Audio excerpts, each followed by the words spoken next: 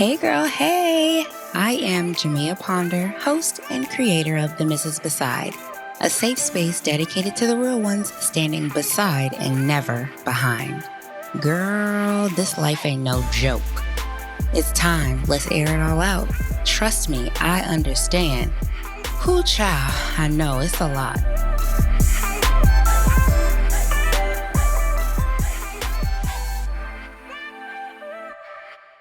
Okay, welcome back to the Mrs. Beside. We have here today the most beautiful Jennifer Stephenson Prioleau. I appreciate this lady so much. She's such a jewel. I don't know if you guys heard in a previous episode, I mentioned I was talking about filters and how I had met this particular lady through a mutual Facebook group, and we actually met in person. And when I walked in, she was the person who said, "Wow, you look just like your Facebook picture," and how that struck me. And so that's always a story that I'll have to be able to tell with a smile. So, Jennifer, thank you so much for being here with me today.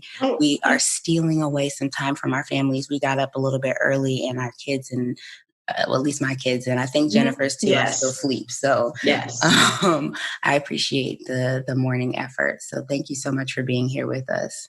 Oh, thank you for having me. I feel honored. Of course. So, Jennifer, why don't we just jump right in and you give us a little bit about yourself, and then we'll get to chatting. Okay. I am originally from New Jersey, and I now live in Baltimore, Maryland. I am a social worker and mental health therapist for outpatient mental health clinic in West Baltimore. I've been there for almost 4 years. I have 3 children. Mm-hmm. My twins are 10, and I have an 11-year-old.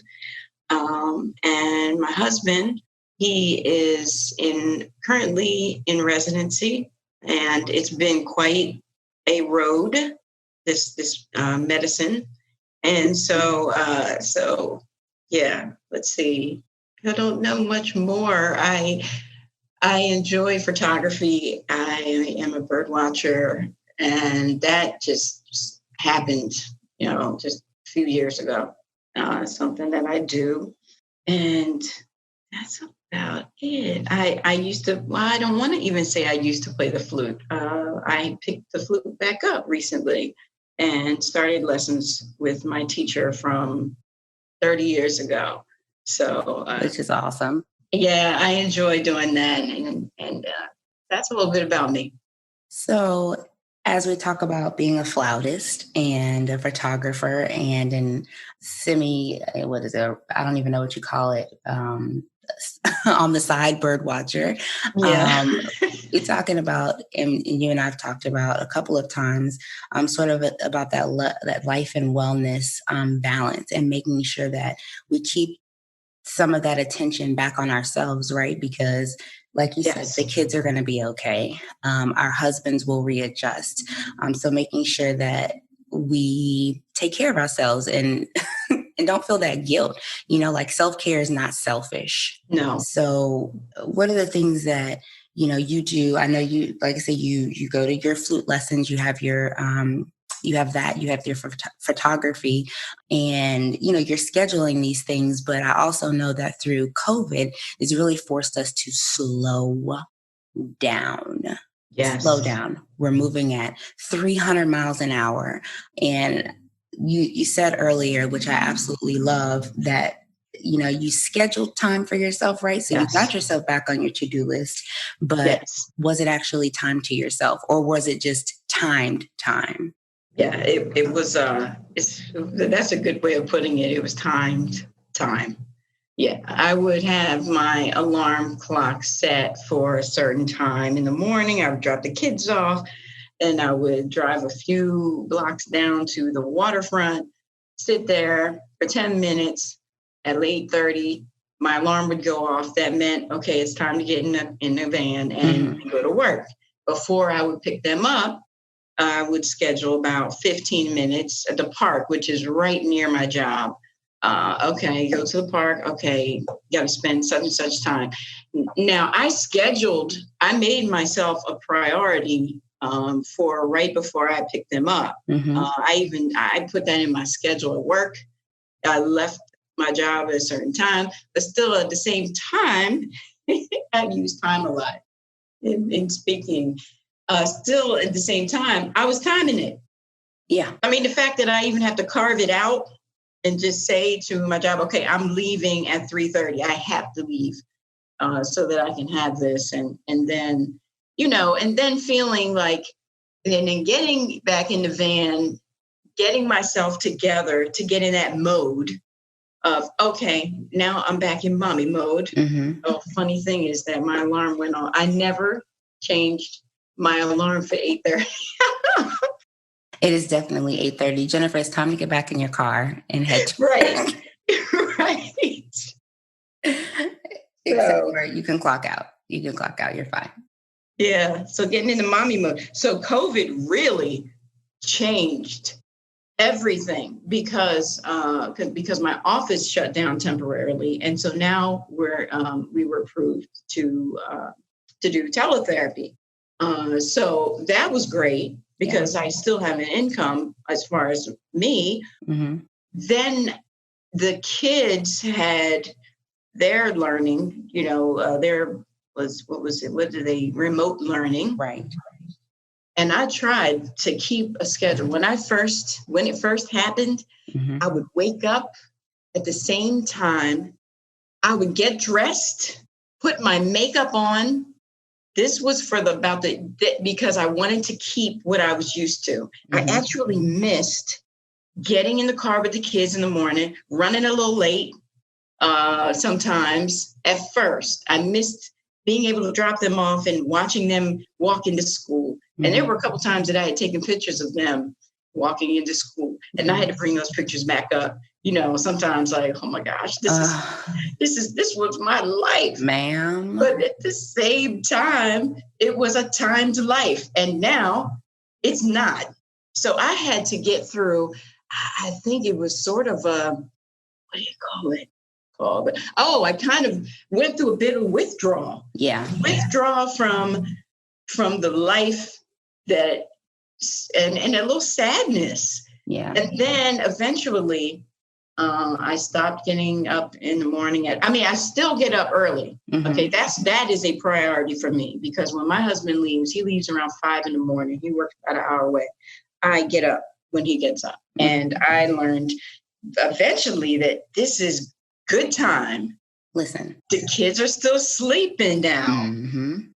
Enjoy it, please, because even that was timed. Yeah, I would get up in the morning when he didn't, and I would have it from 5:45 to 6:30. Okay, I can do this now. I got to go wake up the kids. Mm-hmm. But now it's different. It's right. like, okay, kids, keep sleeping, please.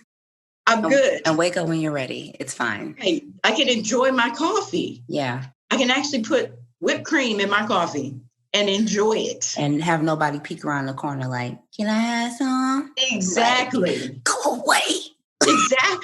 Exactly. No, you can't have any whipped cream. That's for me and my coffee. Okay. In fact, I get a different one. I get one for me mm-hmm. and one for them for whatever they want to use it for, strawberries or whatever. They make stuff that I don't even, sometimes I look at it. And I used to look at it when COVID was first. Okay, we were home. Uh-huh. I would look at everything they would do. Okay, even why are you in the kitchen? Even now, I feel like, why are you in the kitchen? But it's more relaxed. It's like, oh, okay, you're going to get that. Right. Fine. But I did get them their own whipped cream. Mm-hmm. Okay, use that for you. And that's so I learned a little bit of self-care that way. I'm going to have my own. Yes. Yeah. Don't touch that. Mm-hmm. It's because I'm used to sharing everything. Yeah. So, yeah, that's changed. Yeah. That's changed a bit. I feel very similarly. But I felt like, I have this idea and had this idea, which is, it's not a bad thing, right? You put your kids in different activities and stuff. And I wanted each kid to have a thing. Yes. Well, when you have 3 kids times 3 things divided by one parent that's doing the transporting, it's a lot. Exactly. And so we were so busy. Like every night, just about, it was something. And I volunteer on 2 boards here in our local area. Three boards in our local area. One at the middle school, one at the elementary school, and then one where they play baseball and softball. Okay. So I had either meetings with that. I had work meetings. I had, volunteer opportunities up at the school. Like we were always running. We were always doing something, gymnastics class or, this or that. Madison was very active in her school play program, the school theater program. And so when they were putting on production, she was there almost every day after school. So to say that a timed life resonates with me is like what we were living. And so when COVID, when the shelter in place was issued and the kids were out of school, people would ask me like, are your kids going stir crazy? And honestly, they were not. For like at least 6 weeks, they were okay being home because we were so busy. Like for them to just be in this house, they were like, wow, this is kind of nice. Yes. To not have to go anywhere. It's caused all of us to slow down. And I think it was necessary to put that pause on life, because when you're running like that, it's not good. Your body's not getting adequate rest. No. And you don't even have time. If you're trying to carve out time, 15 minutes to sit in your car, it's like, it's good. It's better than nothing, but it's still very much scheduled.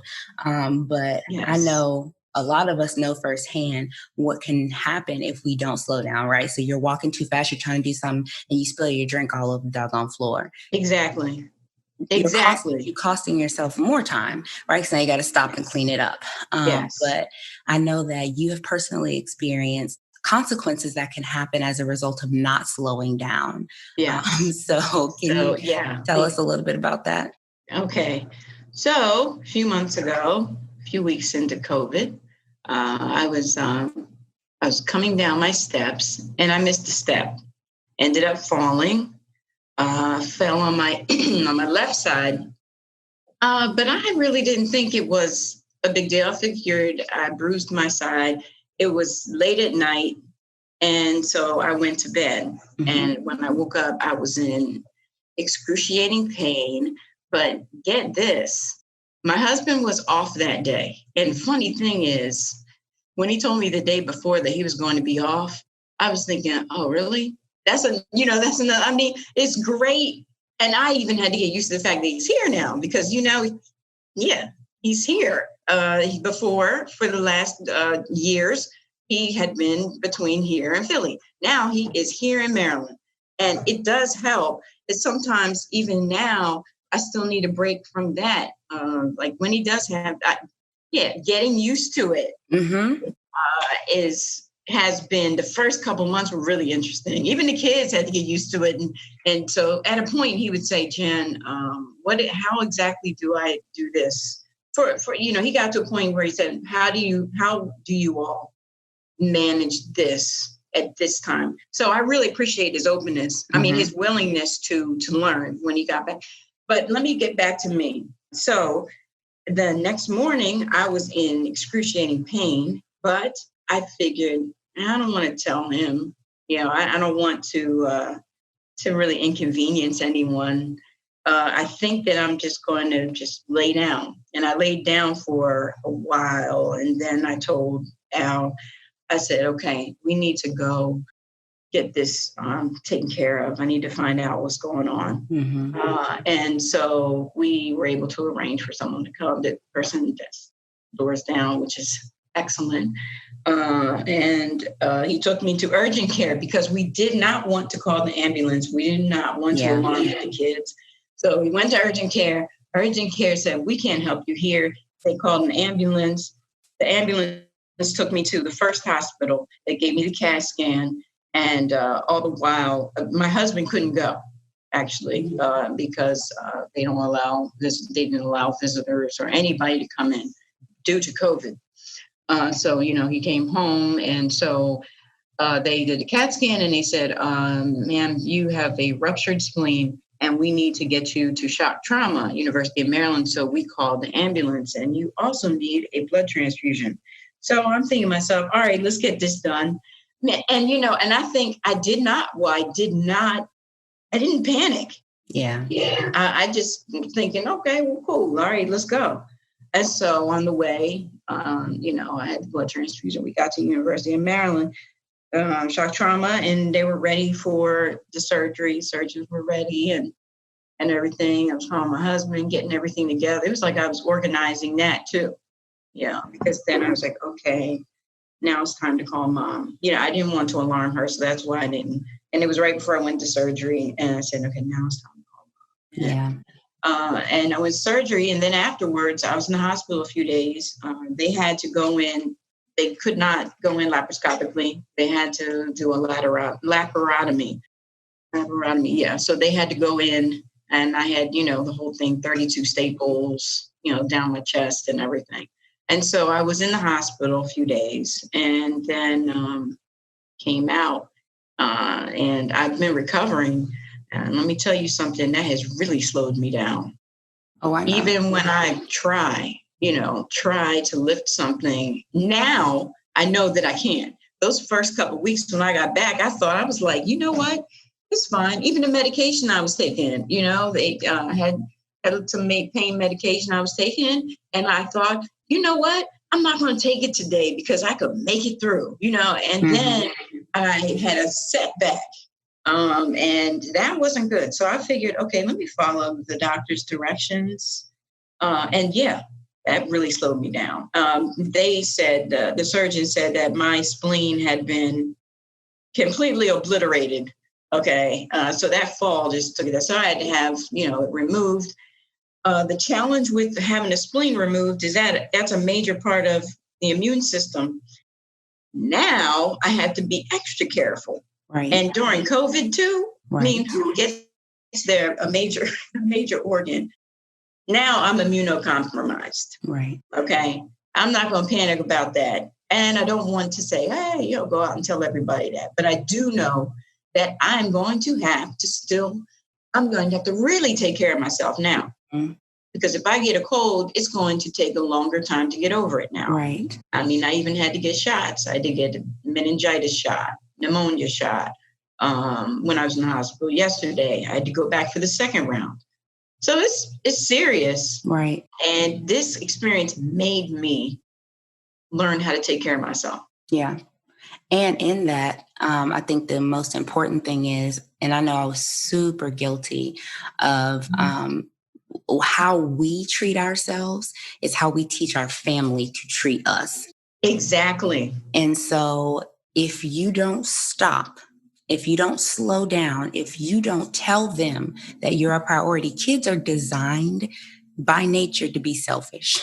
Yes. And, they don't mean to be, but it's like, and it is our job to take care of them, but it's also our job, specifically having, for me, I feel like anyway, having girls, teaching them that, a certain amount of selfishness, right? You got to balance it out. You can't just be like, no, it's about me. Right. Not being completely selfish, but teaching them that when they do have a family, that it's okay to go have, as long as it's not a major global pandemic, it's okay to have, go out with girlfriends for drinks. Yes. And initially when I started to do that, so for those that don't know, Jennifer has 3 children, but 2 of them are twins, and all 3 of them are extremely close in age.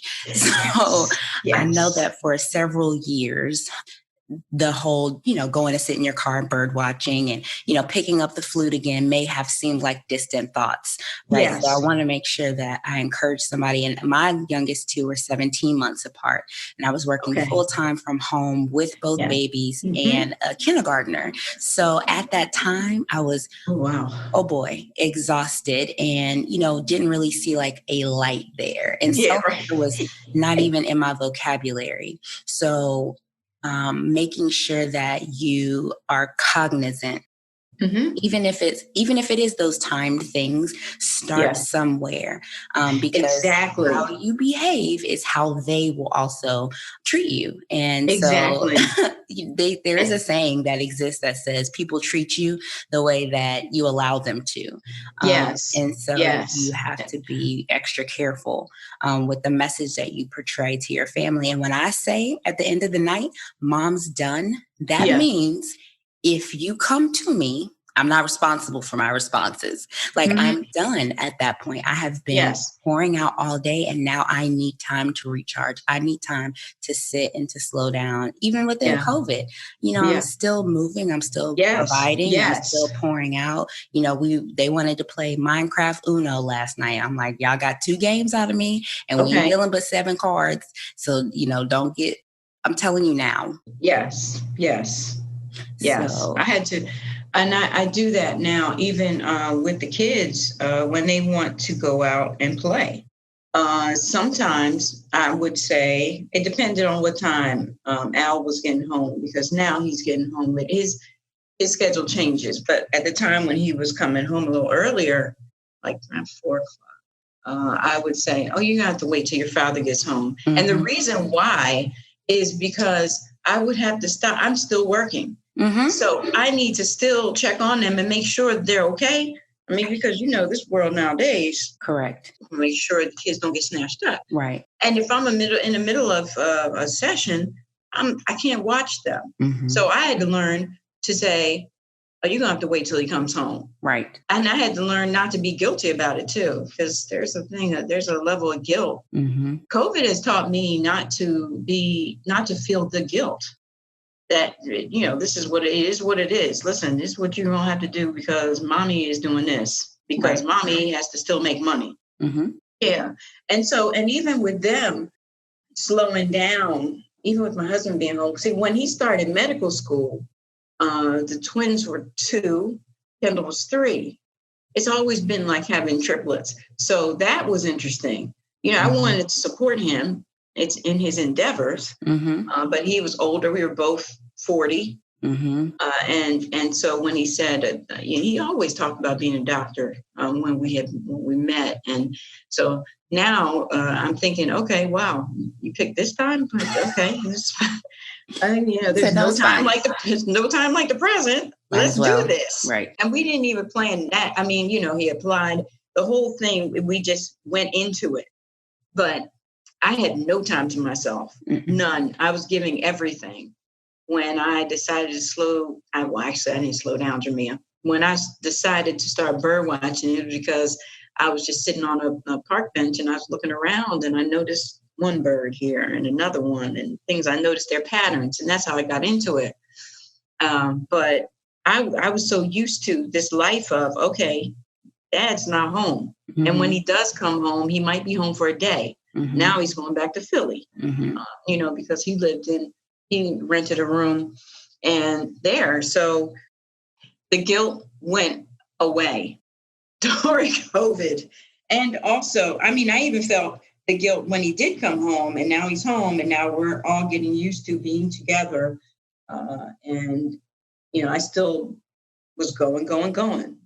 Like that's what I was used to. Yeah. But now I don't feel guilty. I don't feel guilty saying, can't do that right now, but I will do that later. Or, you want to buy this. Okay. We're going to have to revisit that. No, I'm going to have to check the budget. And any other time I would say, oh yeah, sure. Yeah, go ahead. Let's do this. Oh, Amazon, click. No, not now. Not now. I'm like, oh, we'll revisit this. And I don't push it off all the time, but there are some times. And at first the kids looked at me like, what? Revisit it? What? When daddy comes home? What? Wait, we got to wait? You do. And then, you have to wait.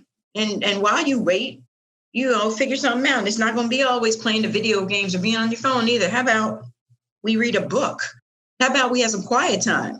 Yeah. So I factored that all in recently. Well, recently. And it's real, right? So yes. I think there are a couple of really good lessons that came out of what you just said. One is it's okay to wait. Yeah. Okay. Two is because I feel like, sometimes you're like, oh, they're my kids. I have to be super attentive. Like my job is to keep you alive right now. Yes. And what you're asking me for at this very moment can wait. Yes. Not like, oh, my brother broke his leg. That's an immediate stop. We need to Yes. get up and fix it. But you're asking me, can you go outside and I'm in the middle of working? You're going to have to wait. Yes. Second thing is telling them that it's okay. You don't financially, that it's not going to make or break anybody if they don't get something on Amazon.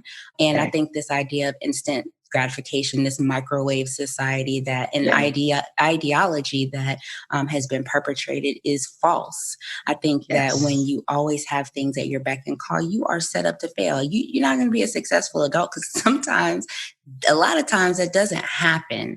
No. And very similarly, between you and I, there were like 9 years between when Desmond and I started dating and when he started med school.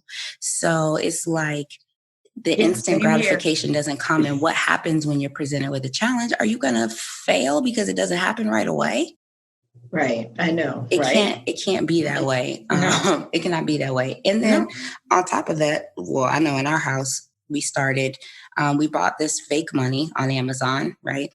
Okay. And the kids have to do a certain number of things to earn, and each thing has a dollar amount attached to it, right? So making your beds and cleaning your room in the morning might be, $10.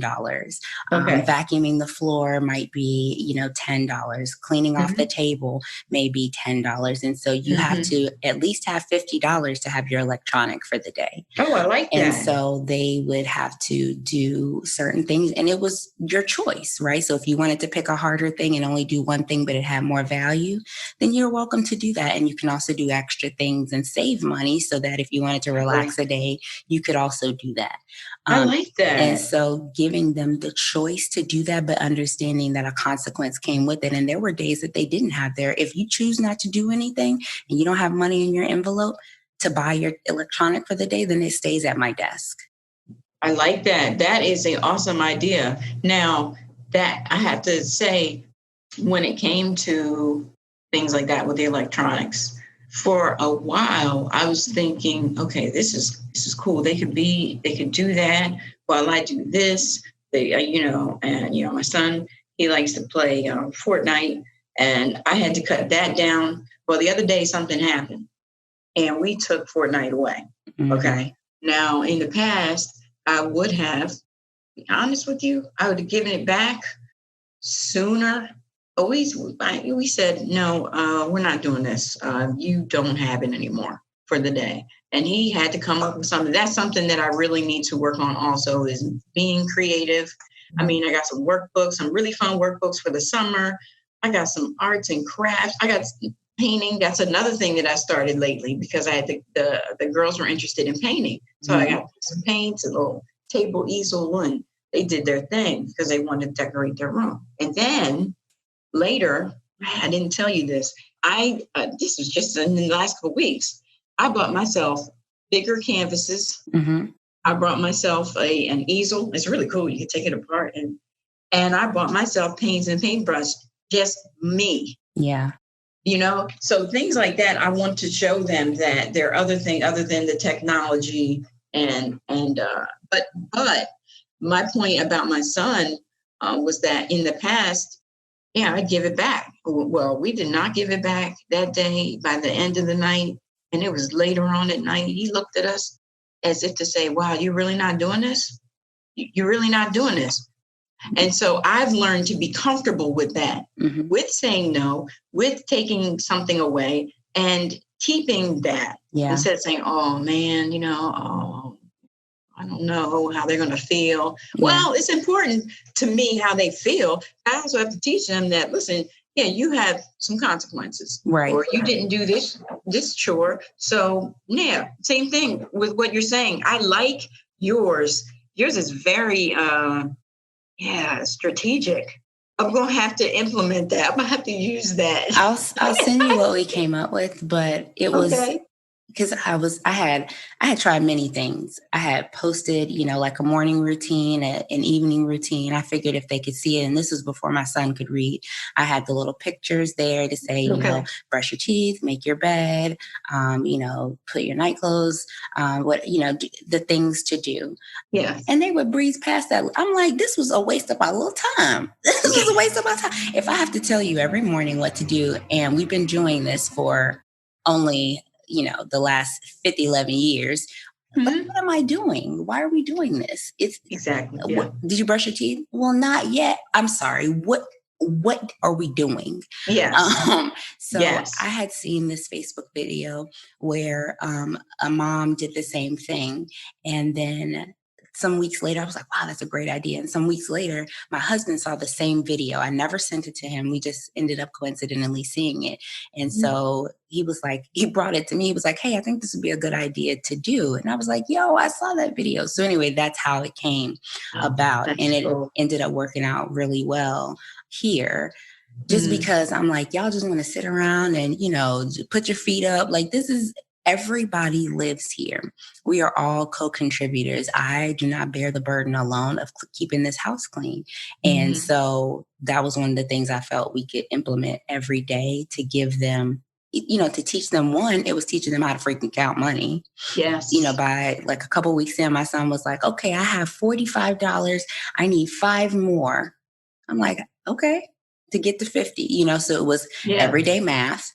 And then it was teaching them the value of work being attached, a monetary amount being attached to their work, and then a reward as a result of that. So it's worked pretty well. Nice. So we're just going to keep doing that. They would get up and be like, okay, I made my bed and now I have on clothes for the day. Cause they would just be, it's fine to lounge in pajamas and stuff like that. But I'm like, y'all, come on now. Right. Yeah. Come on. Let's at least brush your teeth for the love of God. Go wash your face, make up your bed. Yes. Just basic activities of daily living. Like these are just the basics. So at any rate, that was that. But I liked that piece of it. And it took some of that burden off of me, right? Even if it was small things and they are little people, so they're not going to do it exactly the way that I would do it, but their clean is still cleaner than it was. Okay. And my husband's clean is still cleaner than it was. If he wants to clean the bathroom, you are welcome to clean the bathroom. There is Fabuloso in there. There is bleach. The cleaning supplies are right up underneath the sink there, sir. There's Windex, paper towels, whatever you need. I got you. Yes. That clean is still better. That's something that I had to learn when I had my surgery and recovering. I had to, because I was still very much wanting that control of, okay, I'm going to clean this. I'm going to clean that. I mean, I was cleaning a lot of things. I was before my surgery. And then after that, I couldn't. I mean, there were times when I would try to. I remember one time I sat down, laid down, and I was trying to get up to do something, probably clean, and I couldn't do it. My daughter had to come and help pull me up because I was very weak. And then I realized, oh, yes, they can sweep the floor, especially at this age. They can wash dishes. They can fix their room up, because I thought that in doing it all, then maybe that made me, I'm definitely not a super mom. Okay. I'm not trying to be, but it gave me a purpose. Yeah. I still felt that in cleaning, I had the purpose, and, this is what I do, especially with COVID, because, I want them to remind everybody that I'm doing something. I remember my husband saying, listen, I already know that you work hard, even though this is COVID and you're home, I already know you work hard. You don't have to try to prove it. Right. So, I've learned to allow myself that a time that now, instead of me cleaning, they clean. So now, chores have been established. Still need to be more mindful. I do have to remind them. I also have to realize, they can sweep a floor. They could even mop a floor. They can clean their room, because I could, but I can't. physically I can't, and really I shouldn't. Right. Surgery or no surgery, they should be doing it. Yeah. They're very they're able to do it. They're so capable. I need to, very capable to do it, and they're going to do it. Yeah. No, I've been very avid about that from the beginning, even with our first, like, teaching them how to do things, because, one, they need to know how to do it right. I don't want to be like, oh my God, you're 16, you don't know how to wash a dish. Let me hurry up and teach you, because I only have 2 years left now to, get you ready to take flight. But to get them in the habit of doing things, not just leaving, because you will literally burn out.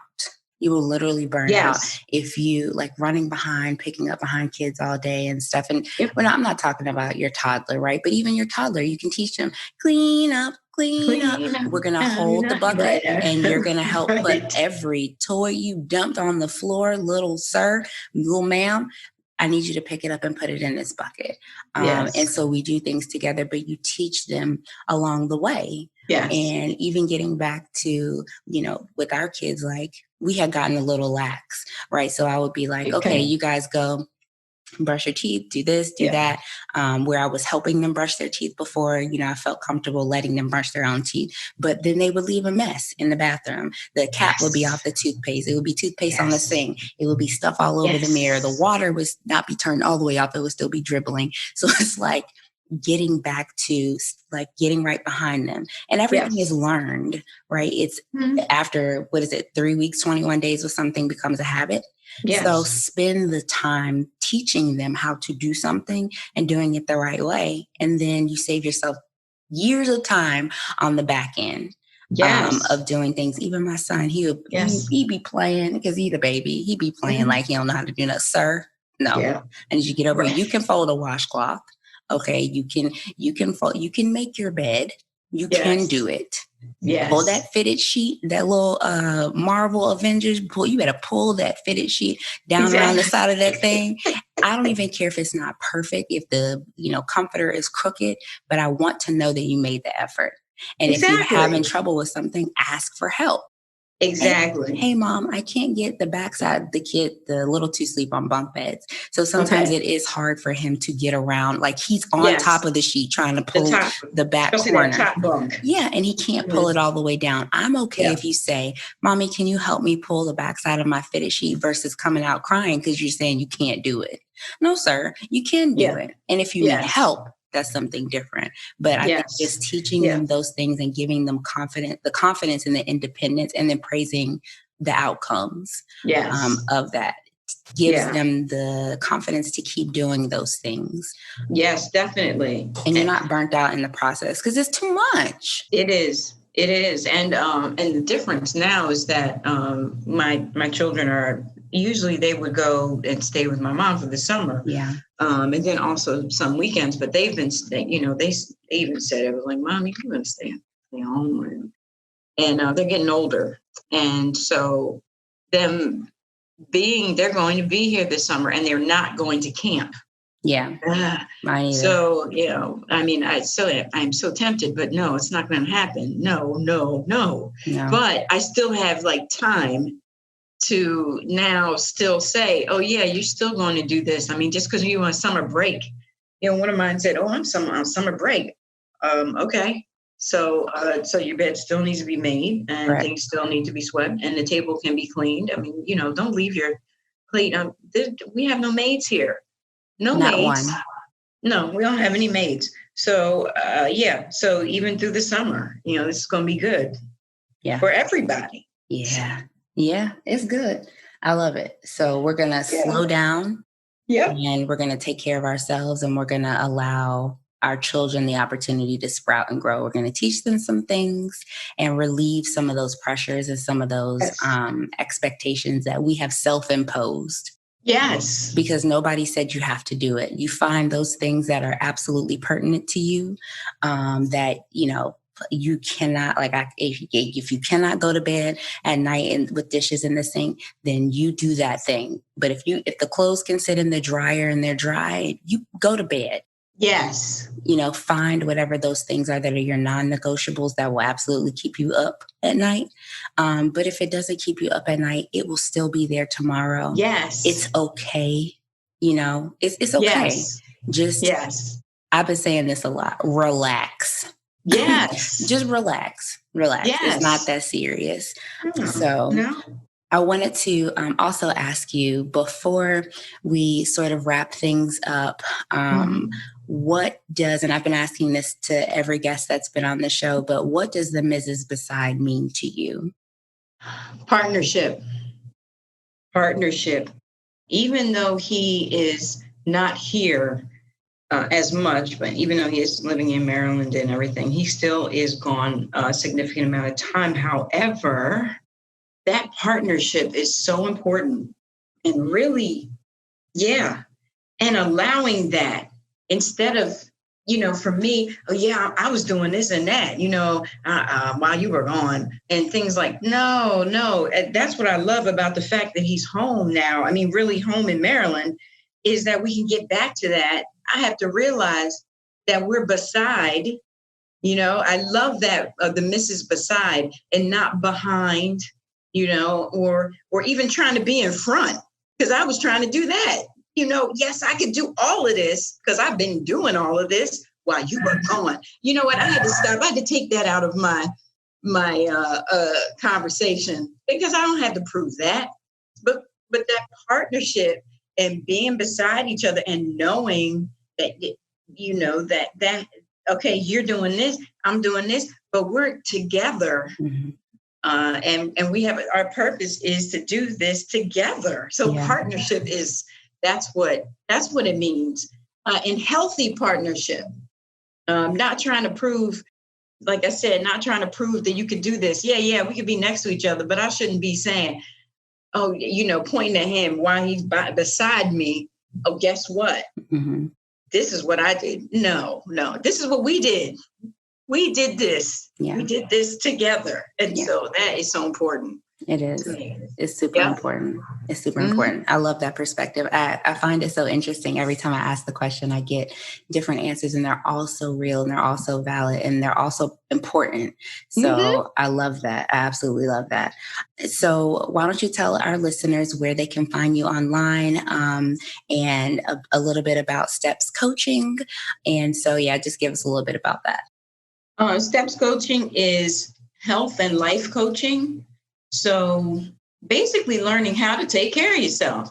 And I really think maybe with the fact that lately I've had to learn more of that, and maybe that's my push to get back to that. But that's what it is. It's like health and life coaching, learning the basics, getting more sleep, drinking more water, adding some exercise, before you go to sleep, getting off of that technology, really helping somebody find out what's important to them. Yeah. And to help them realize that they are the most important. Yeah. So that's basically what it is. Teaching somebody, showing somebody that self-care is, they don't have to be guilty about taking care of themselves. Steps Coaching is on Facebook under Steps Coaching, as well as on Instagram. And I do have a website that I do need to get back to. So that link on Facebook would lead somebody to the website. It's still under construction. And I'm going to begin posting more again, thanks to you and your encouragement, Jamia. Okay, because I've been putting that on the side, on a shelf somewhere. Like I said, somebody needs the steps that you're going to provide to them. So don't sit on it too long. We need you. We need you. And I want to thank you again for being here with me. This has been such a joy. I really appreciate you, and being able to start my day with seeing your smiling face and having this conversation has been I feel like it's been so rich. So, yes. Thank you for having me. Absolutely. I enjoyed it. I even had my feet up, on a chair, chilling. And I really enjoyed this time. Yeah. Awesome. Well, thank you for being here. Thank you.